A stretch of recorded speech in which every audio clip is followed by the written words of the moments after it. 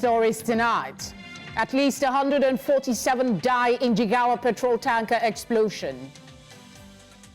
As the 30th Nigerian Economic Summit ends in Abuja, stakeholders say African governments' inaction threatens food security. NLC and TUC leaders meet federal government for talks on fuel price hike. Security forces disperse protesting voters in Mozambique. Thank you for joining us. I'm Felicity Ezewike. Let's begin on a rather sad note. A petrol tanker exploded in Majia town, Taura local government area in a devastating incident on Wednesday morning, claiming the lives of at least 147 people and leaving 50 others hospitalized. The explosion occurred around 12:30 a.m. when the driver of the tanker, en route from Kano to Nguru in Yobe State, lost control near Khadija University, Majia. According to the public relations officer of the Jigawa State Command, Lawan Adam, the tragedy was triggered by residents rushing to collect split petrol after the tanker overturned. Meanwhile, a mass burial has been held for the victims of the tragic tanker explosion. Let's tell you that the President, Bola Tinubu, has directed the Secretary to the Government of the Federation, Akume, to lead a federal government delegation to Jigawa in response to the tanker explosion in Majia town, which claimed over 100 lives. The government delegation will comprise the Minister of Defense, Mohammed Badaru Abubakar, Minister of Transportation, Saidu Alkali, Corps Marshal of the Federal Road Safety Commission, FRSC, Shehu Mohammed, and the Senior Special Assistant to the President on Community Engagement Northwest, Abdullahi Yakasai. While in Jigawa, the delegation will visit the scene of the incident to assess the situation and visit injured persons at the hospital. Away from that, the 30th edition of the Nigerian Economic Summit wrapped up with a strong focus on sustainable development and collaborative efforts to drive progress across the country. With a theme centered on collaboration and collective action, the final day of the summit in Abuja featured dynamic conversations aimed at addressing critical challenges facing Nigeria and Africa as a whole. News Central's Chidimma Ona shares more.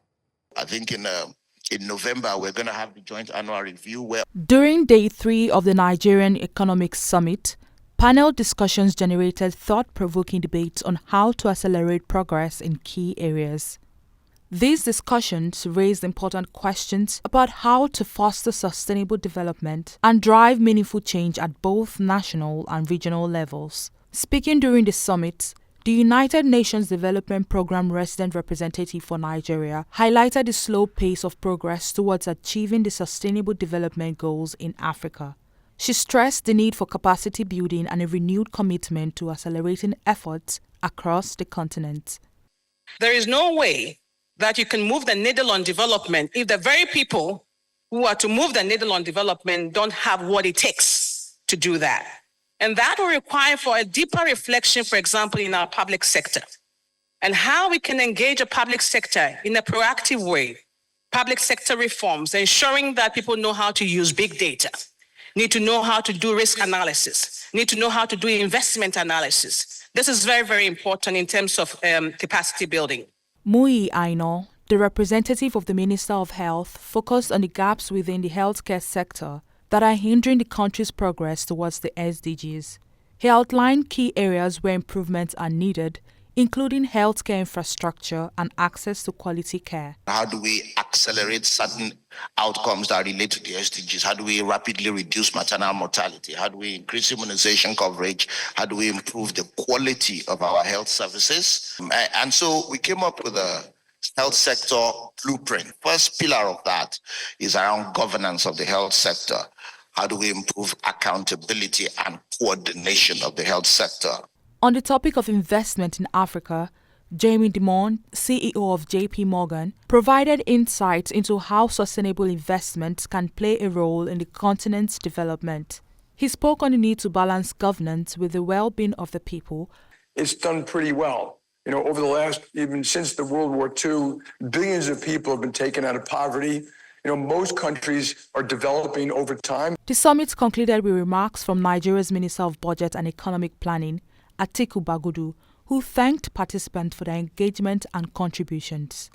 In his closing statement, Bagudu acknowledged the importance of such platforms in shaping the nation's economic future and urged stakeholders to continue their efforts towards driving sustainable growth. Encouraged by the successes so far, that we are confident the economy has turned in the right direction. I'm sure one question that will be on the mind of many is, will they stay the course? Yes, we will stay the course, encouraged by the commitment we saw around the room. Once again, I congratulate all of you on participating in this summit and your usual contribution. I'm honored and privileged to declare the 30th Economic Summit closed. As the Nigerian Economic Summit marked its 30th anniversary, the key takeaway was clear. Nigeria's progress depends on collective action, collaboration, and sustained focus on long-term development goals. In Lagos for News Central, I am Chidima Ona. Still on the summit, agricultural stakeholders have expressed worry over the unwillingness of African governments to commit 10% of their budgets to agriculture in line with the Malabo 2014 agreement, thereby threatening Africa's food security. This was during a plenary session on the sidelines of the Nigerian Economic Summit Group in Abuja with the theme Tackling Hunger. News Central's Joshua Imari has more in this report. According to the 2023 Global Hunger Index ratings, 8 out of 9 selected countries worldwide have been confirmed to have high rates of hunger, with Africa being the region with the most severe cases. To address these challenges, food security experts in Nigeria convened for a plenary session on the sidelines of the 30th Nigerian Economic Summit in Abuja on tackling hunger. A representative of Oxfam International in the plenary lamented the unwillingness of African countries to honor the Malabo Declaration to commit to fighting hunger. In 2014, African states have all committed to invest 10% of their budget in the agricultural sector. But our studies have shown clearly that the average percentage being spent by African governments in the agricultural sector is around 3%, including in Nigeria. She also expressed worry that major countries are failing to meet the Paris Agreement's goal of providing $100 billion annually to help developing nations cope with climate change. Actually, and ironically, our studies have shown that from the amount, which is actually far beyond the $100 billion that is being spent, 70% of this amount is given to the countries as form of loan. The Chief Executive Officer of Flour Mills Nigeria PLC, who was in attendance at the session, recommended compiling a centralized database of smallholder farmers to help tackle farming challenges in a bid to address food insecurity. How do we get a census of farmers to know exactly who's farming, who's planting, what they are planting, what their yield is on an annual basis, and track that? Now, our relationship with them from an off-take point of view means we're in a position to get a significant amount of that data. We need to be able to then sit down with government and populate a central database that all of us can look at, so that the funding that needs to be provided is directed particularly to where it needs to go. Nigeria's World Food Programme Country Director says that there is an urgent need for Nigeria to address ongoing conflicts in farming communities which are affecting farming. Now, 60% of what the World Food Programme does, what the United Nations does in terms of dealing with food insecurity across Africa, is related to conflict. So it really is a big factor driving hunger in countries like Sudan, of course, in DRC, both Sudans, and in northeast Nigeria. Experts here urge government and stakeholders to push for fair climate action and support small-scale farmers, especially women who drive Africa's agriculture. They say these women are crucial to feeding their communities, but face significant funding and resource challenges. In Abuja for News Central, I am Joshua Imarayi. To speak on the summit, we have CEO Center for the Promotion of Private Enterprise, Muda Yusuf joining us. Thank you very much, Musa, for joining us. The summit just ended with several economic propositions and recommendations. What stood out for you? Well, what stood out for me is the quality of the representation or participation at the conference and the quality of issues that were discussed. You know, I followed a few of the conversations and I noticed that in terms of the quality of submissions and the quality of participants, you can say that this has been a very, very successful summit. And the public sector were also very well represented because the whole idea of the summit is to deepen public-private dialogue. That is the whole essence, so that there is proper collaboration and there is proper harnessing of talents, of contribution, of intellectual assets on both sides in order to enrich the policy process. So over the years, the NESG has been doing this.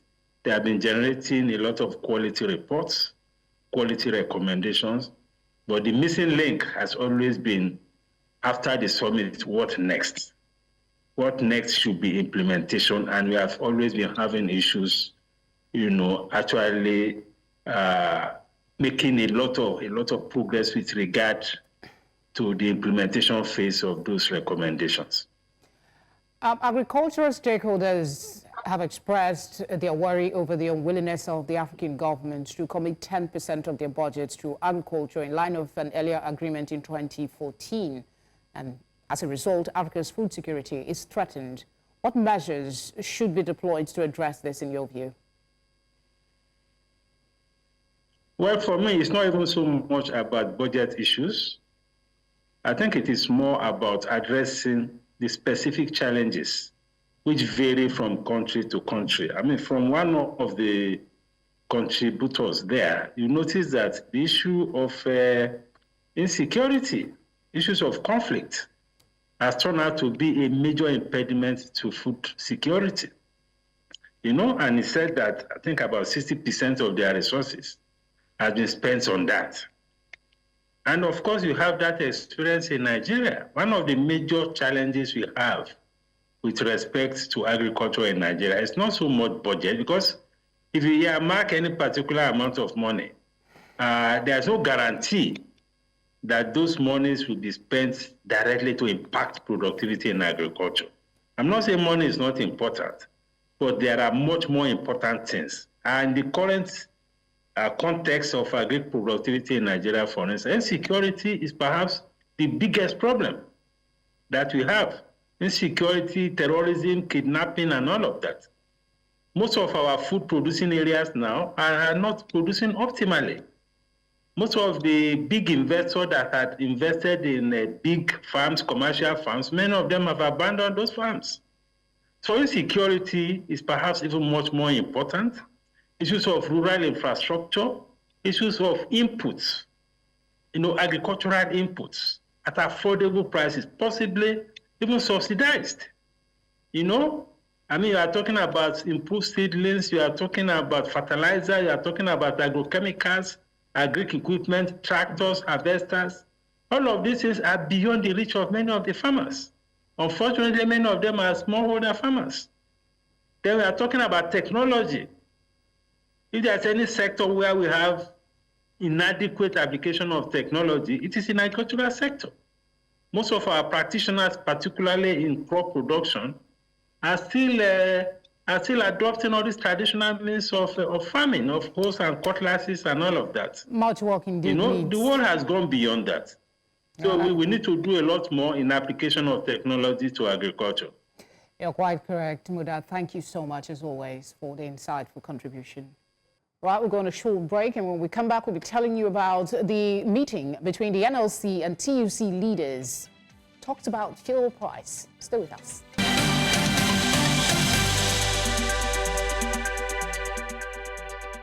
Thanks for staying with us. The fuel price hike has been on everyone's mind. Now we hear that leaders of the Nigerian Labour Coalition and the Trade Union Congress met with representatives of the federal government at the office of the Secretary to the Government of the Federation over the recent hike.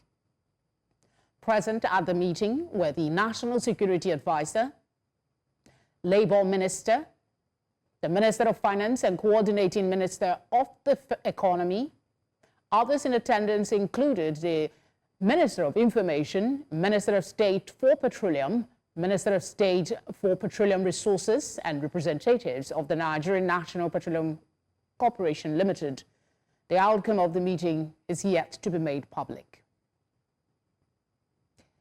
Well, in the meantime, the House of Representatives has called on the federal government to immediately reverse the recent hike in the prices of petrol and cooking gas, given the current economic hardship being felt across the country. The price of premium motor spirit, also known as petrol, jumped to 1,030 naira per litre, resulting in an increase in transportation costs across major cities in Nigeria. The resolution of the House, praying for the intervention of the executive arm of government, followed the adoption of a motion of urgent public importance moved on the floor of the Green Chamber during Wednesday's plenary session by the Minority Leader, Kingsley Chinda, and 100 others. To give us some perspective, we're joined now by Public Affairs Analyst Moses Idika. Moses, everybody is talking about the fuel price. It's been around for a minute, and now we're getting this reactionary response by the House of Representatives. What are the chances that anything will come out of this, call to the government? Yeah, good evening. Yeah, good evening, Nigerians. Yes, thank you for using the word reactionary, because indeed, the position of the House of Representatives is reactionary, in that all along, all these things have been going on. It's not just petroleum product prices, electricity tariffs, and all manner of goods in the markets have all gone up. And you'll find out that Nigerians daily are becoming more disillusioned with the situation of our economy. And unfortunately, you see what happened in Majia in Jigawa State a night ago, where from media report we are told that over 140 Nigerians were roasted because they went to scoop fuel. Why? Fuel is now gold. A liter of fuel sells for 1,500. So these people, they feel that if they could get 4 liters of fuel scooped on the road, that's 6,000 naira in their pockets. And that is how bad the situation has become. So what happened in Jigawa State is a summary of the situation of Nigerians vis-a-vis the petroleum product prices.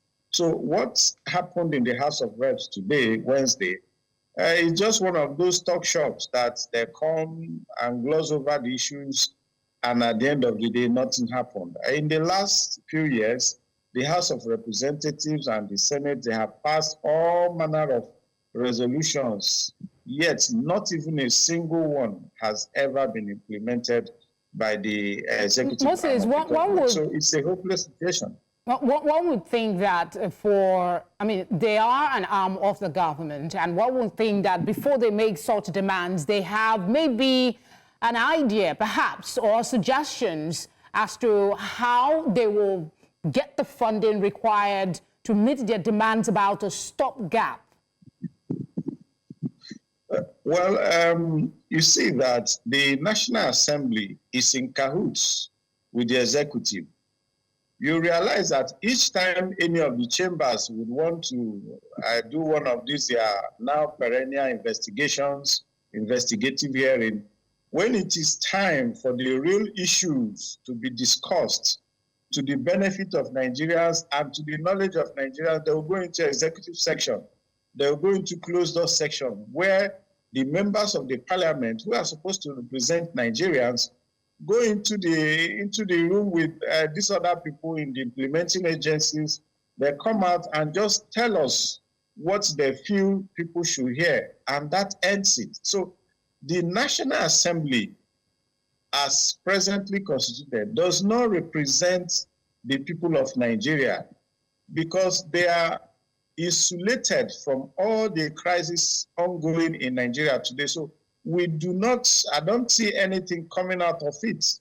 And there is not as if they don't know what to do. They know what to do, but it's convenient for them that their interests are taken care of while the rest of Nigeria's languish in this condition, this hard economy out there. All right, Moses, thank you very much for speaking with us.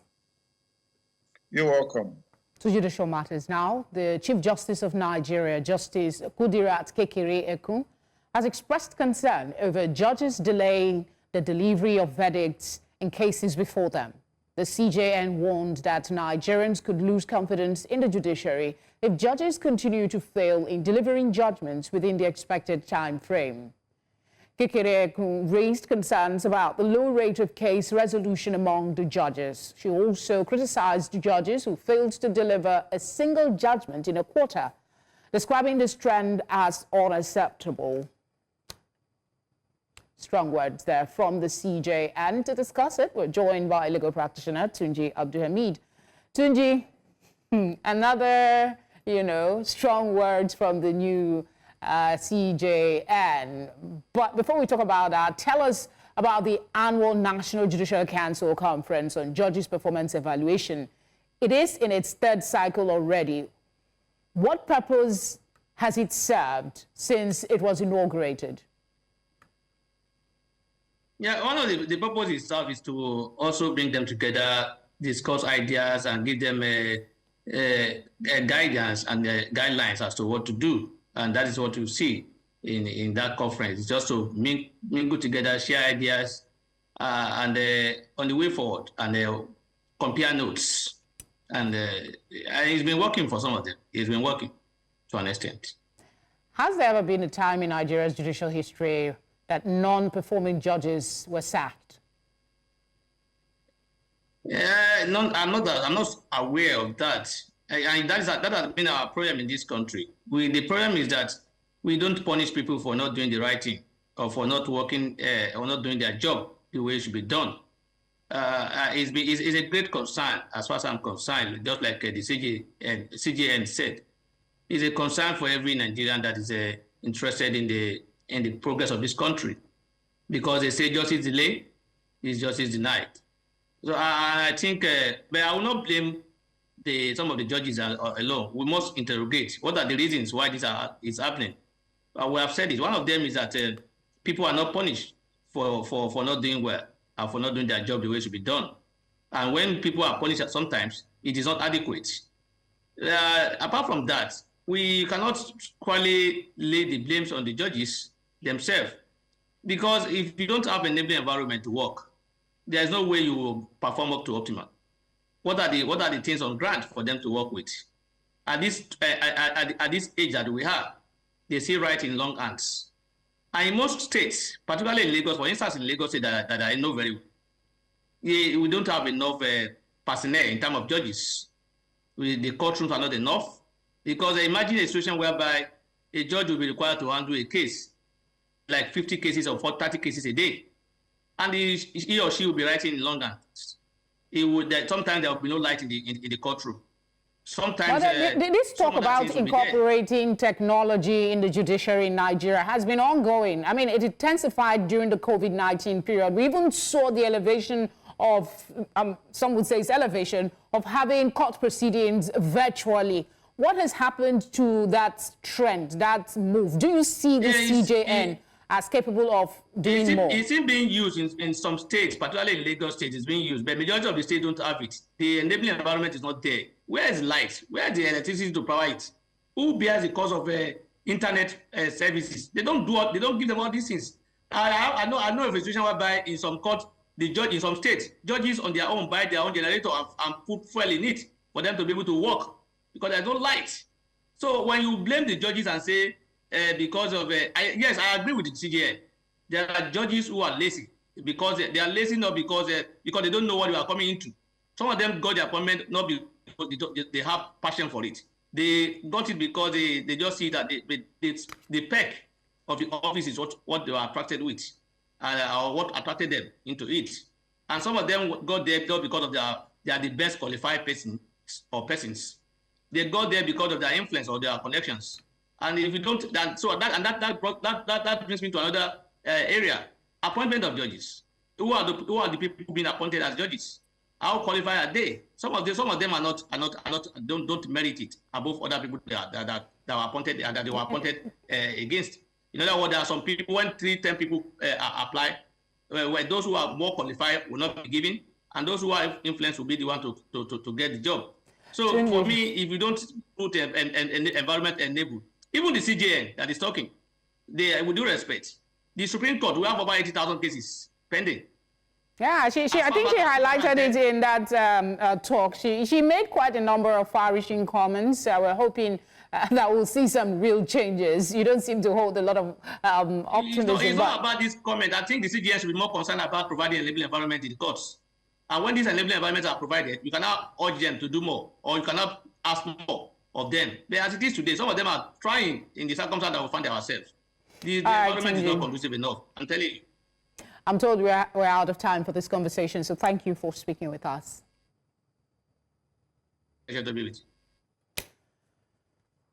Former president of the Nigerian Bar Association, Olisa Agbakoba, has drawn the attention of the National Assembly to constitutional issues related to law enforcement agencies in Nigeria and factors inhibiting the government's objective of abolishing corruption as stated in Section 13 of the Constitution. In two separate letters to the Senate and House of Representatives, he said the Economic and Financial Crimes Commission was an unlawful organization which he believes was unconstitutionally established. The letters were addressed separately to the Deputy Senate President and Deputy Speaker of the House of Representatives. The Deputy Speaker doubles as the Chairman, House Committee on Constitution Review, while Senator Jibril is Chairman, Senate Committee on Constitution Review. Insecurity, inadequate and low potency seeds, lack of storage and processing facilities, and the technical know-how are major challenges bedeviling the agricultural sector in Nigeria. With these challenges staring farmers in the face on a daily basis, stakeholders on the Plateau believe that if nothing is done to tackle the menace, food insecurity, among others, will continuously be a challenge to the entire nation. News Center's Chizoba Anyowe in Jos, the Plateau State capital, tells more in this report. Many people in Plateau State are into farming. With the expansive arable land and good weather the state is blessed with, churning out quality farm yields all year, it would be a surprise if there were not. Sadly, the effects of climate change and poor agricultural practices have made it challenging for them to continue to record bumper harvests.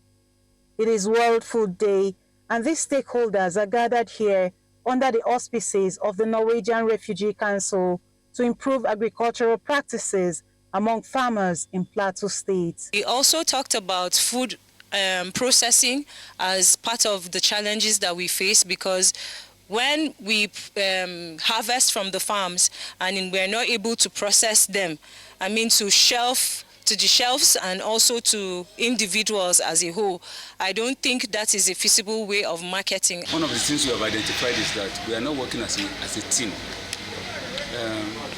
And what I mean by working as a team, various stakeholders, for example, the researchers, talking about the farmers, all the various groups that are, they have one business or the other in agriculture, should be brought together and see themselves as a team working together. We have a seed bank. We should have a seed bank here on the plateau. But the question is, how many farmers know that this seed bank is available, and what kind of seedlings do they have stored? And what kind of, are the seedlings improved? Are they GMOs, or are they seeds that have been used over time and are losing their potency? The good news is there are measures that can be put in place to put a smile on the faces of these farmers. But that can help in seed development. So how much is government ready to invest in research? It will go a long way in solving most of these problems. And number two, policy. Now, a policy is just like a compass. Any state or nation without a policy on agriculture is more or less like a captain without direction on the sea. The possible solution, too, will be for people to donate these seedlings to ministries, to also check for diseases or anything that is lacking for them to work on. And be able to have maybe like hydrometeorological data on the quantity and the quality of rainfall that will come on the state, so that we can advise our farmers adequately when to plant and the kind of seed they should plant that will give them quick wins, not the ones that when they put and they're close to harvesting, the rain comes and spoils everything. With the significance of food and agriculture to a country's economy, there is no gainsaying that waiting for October 16 every year to make efforts to improve food security is not the best option. In Jos for News Central, Chizoba Anyuwi. The World Food Day 2024 is focusing on the right of everyone to have access to food in order to stay healthy and alive. The hard times in Nigeria today has made it difficult for most families to feed at least 3 times a day. How then can the needy, unemployed and underemployed afford even 1 meal per day? News Center's Chinwe Ugele reports that the theme for the 2024 celebration is Rights to Food for a Better Life and Future. Food in Nigeria today is luxury and exclusive to those who can afford it, given the food inflation in the country. Farmers say the situation can be different and better if government and investors assist them with adequate incentives. The government and the banks are not really letting the finances go there so that people can be empowered, because farming is not, it's not a 10-kobo business. To be able to achieve it, okay, for instance, a day-old broiler costs about 1,800. We don't have improved seedlings as at now, and you discover without that, we are nowhere. Having good roads that lead to the farmlands will also help transport farm produce with ease. For a nation which can barely produce what the citizens eat, how can it possibly store foods for the future? If we have a crisis, I guarantee you there is no storage. Let's say major flooding, earthquake, and people cannot go and get food. We are in trouble. At an event to mark the 2024 World Food Day in Umuahia, Abia State Capital, Governor Alex Oti, represented by the Secretary to the state government, Kenneth Carlo, says efforts are being made by the government to strategically position its agricultural capacity for the future. Very soon, all those estates, agricultural estates, the rubber estates, the palm oil estates, that some of them have gone moribund, they will all come back to life. Commissioner for Agriculture, Cliff Anyeze, says the government is concerned about the citizens, hence the interventions it embarked upon in agriculture. Our interventions are going to be targeted, it's going to be precise, it's going to be planned. And that's what we want to do in the longer term, so that everything we are doing in agriculture will be intentional. If truly every citizen should have a right to food, then there must be a policy that discourages food wastage. It's not affordable. Gari is costly now. Before, you used to buy gari, a cup 15 naira, a cup 100 naira, but now 2 cups of gari 500. Some people cannot even afford it. So anybody that has leftover, at least they can share it to people, hungry people in the streets. A hungry man, they say, is an angry man. Therefore, Nigeria needs to produce enough food to serve its citizens and probably have enough in the storage in order to take care of emergencies. In Umuahia for News Central, Chinwe Ugele. Still ahead, security forces disperse protesting voters in Mozambique. That's after the break. Do stay with us.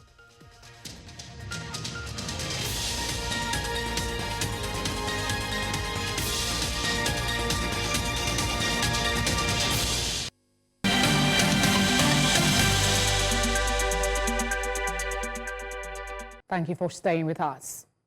Security forces in Mozambique opened fire on Wednesday to disperse hundreds of supporters of opposition candidate Venancio Mondlane, who claims to have won the elections held a week ago.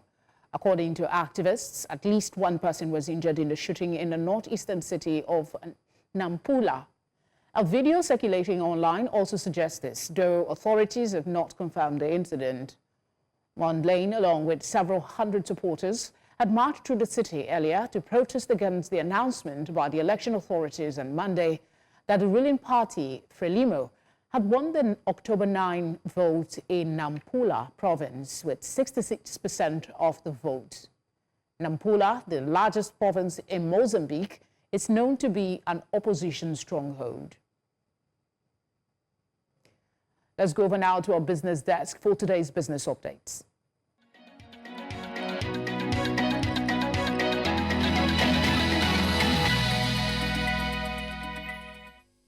Business news in association with Money Master PSB, the easy way to master your money.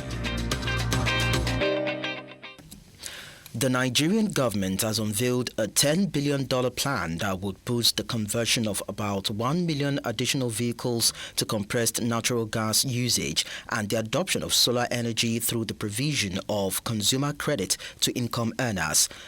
To achieve this, the Ministry of Finance Incorporated, MOFI, Nigerian Consumer Credit Corporation, Credit Corp, and the Presidential Initiative on Compressed Natural Gas have signed a deal that would make 2.5 billion naira fund available to finance the conversion of vehicles to CNG by private individuals. The fund, known as the Credit Access for Light and Mobility Fund, will provide affordable credit for Nigerians to obtain CNG conversion kits and other energy-saving solutions, making essential services more accessible to Nigerians while promoting sustainability. Meanwhile, the governor of the Central Bank of Nigeria, Olayemi Cardoso, has announced plans for a comprehensive overhaul of the bank's website to enhance transparency and accountability. Speaking at a special session during the 30th Nigerian Economic Summit in Abuja, Cardoso emphasized that the revamped site will offer a more user-friendly experience and improved access to vital information, reinforcing the CBN's commitment to transparency and building trust with its stakeholders. The CBN website serves as a key resource for disseminating information about the bank's operations, financial statistics, regulatory frameworks, and updates on monetary policy. In a strong message to the international business community, South Africa's Minister of Trade, Industry and Competition, Park Staal, has declared that the country is open for business during the 3rd Southern Africa and Indian Ocean Business Forum recently held. Speaking via video link from Cape Town, Staal encouraged French businesses to seize the opportunity to invest in a nation characterized by stable governance and a resilient democracy.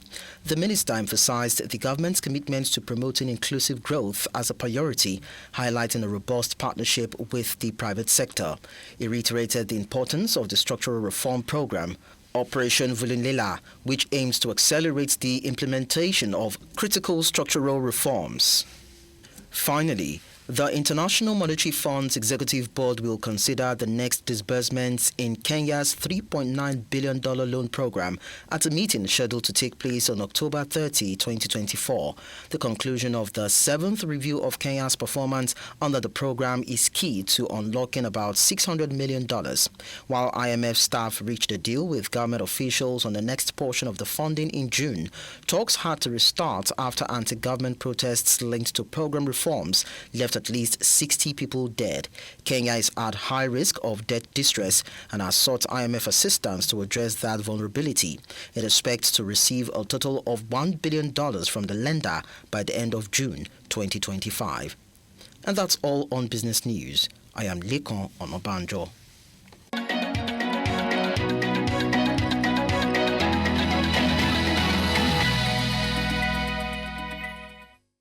Business news in association with Money Master PSB, the easy way to master your money.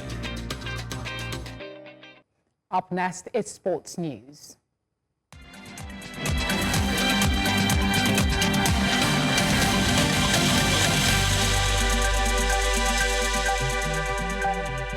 Sports Update, brought to you by Corn Oil.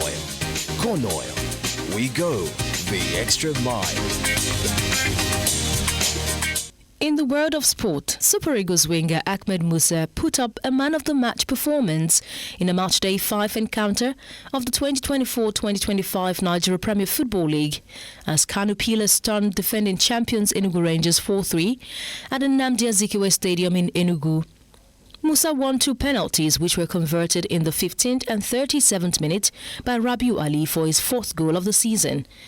In between, he set up Shehu Mohammed in the 28th minutes before scoring a superb solo goal just before the halftime as Pila led at the break. Reigning champions Rangers mounted a strong comeback in the second half and scored through a brace by Isaac Xavier and a goal from Nerot Silas to narrow the deficit. But it was not enough to avoid a defeat for the defending champions. The win moves Pillars to 5th position in the MPFL table while Rangers slip to 6th position. Women's Basketball League title, defeating Nigeria Customs 64-53 at the Indoor Sport Hall of the National Stadium in Surulere. The Olukoya ladies dominated the game from start to finish, winning all 4 quarters and leading by as many as 19 points in the halftime. Despite Customs' valiant effort to close up the gap, MFM's strong defensive play thwarted all the attempts. It is MFM's 2nd consecutive title win, having defeated the same opponent in 2023 final. Athletics Kenya has defended newly crowned women's marathon world record holder Ruth Chepngetich, calling the scrutiny of her record-breaking time of 2 hours, 9 minutes and 56 seconds set on Sunday, October 13 at the Chicago Marathon unwarranted. While congratulating the 30-year-old on her remarkable achievement, Athletics Kenya emphasized her familiarity with the Chicago course played a pivotal role in her 3rd consecutive victory, showcasing her tactical prowess and course mastery. In a statement released on Wednesday, Athletics Kenya lauded Chepngetich's impressive rise in Kenya's athletic scene, describing her journey as nothing short of extraordinary. Finally, in the world of sport, former undisputed UFC heavyweight champion Francis Ngannou and 2023 PFL champion Renan Ferreira got a chance to size up each other on Wednesday at a promotional appearance of the PFL main event for Battle of the Giants Fight Week. Ngannou makes his long-awaited return to the MMA for the first time since 2022, when he meets his 6 feet 8 inches tall Renan Ferreira for the PFL's heavyweight title in the headline bout of the Battle for the Giants show at the Kingdom Arena in Riyadh. The bout offers Ngannou a stern test as he looks to bounce back after his foray into professional boxing ended in defeats against Tyson Fury and Anthony Joshua. For the former UFC champion, this is a huge moment for his MMA career, being his PFL debut and his first outing in MMA since his acrimonious split with the UFC. And that's it in the world of sport. I am Onyinyechi Obaro.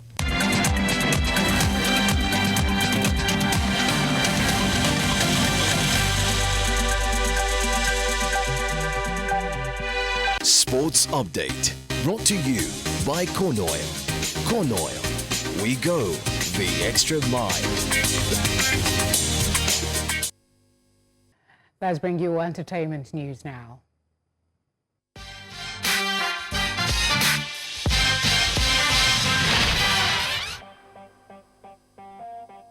Entertainment news in association with Glow Unlimited.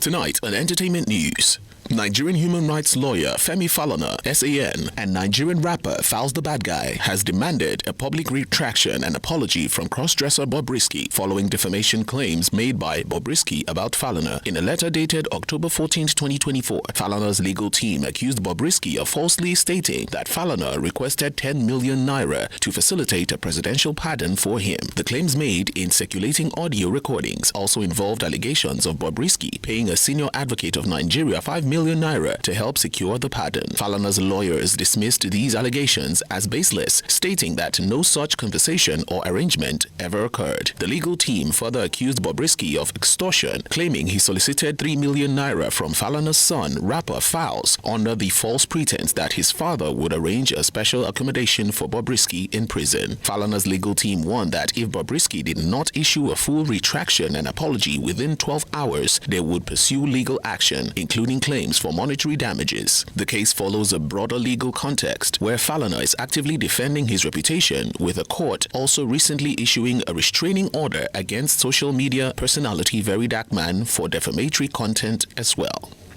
Another day, another set of shocking Diddy allegations. Not long after the embattled moguls, Sean Diddy Combs, learned he was being hit with 6 new lawsuits for the alleged sexual abuse of men and women, including a minor. The 54-year-old is at the center of a shocking allegation that he used a TV accessory to assault a woman who suggested he was involved in the 1996 death of rap icon Tupac. It's been revealed Ashley Parham is suing Combs for an alleged sexual assault that occurred in 2018 after she accused him of the murder of Tupac, claiming he used a TV remote to violate her as payback for the assertion. Parham also says Sean had a group of friends join him in gang raping her after Sean Combs allegedly gave her enough drugs to take out a horse and threatened to sell her into sex slavery. As she attempted to escape, the woman says Combs offered her money to say the incident was consensual. After she declined and threatened legal actions, she says he threatened her life, her family's safety, and said no one would believe her. According to the suit, Parham claimed Diddy's mother, Janice Combs, attempted to convince her to drop the whole thing, but she still told a cop from Contra Costa Sheriff's Office that she was violently gang raped by Diddy and his friends. However, when she went to the hospital to just have a rape kit done, she was afraid to give the police details in an official statement at the time. Ashley is now seeking $50 million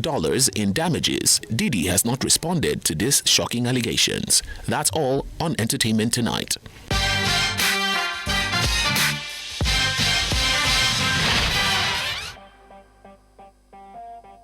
Entertainment news in association with Glow Unlimited. And that's all we have for you tonight. But before we go, another look at some of our major stories. At least 147 people have died in Jigawa petrol tanker explosion.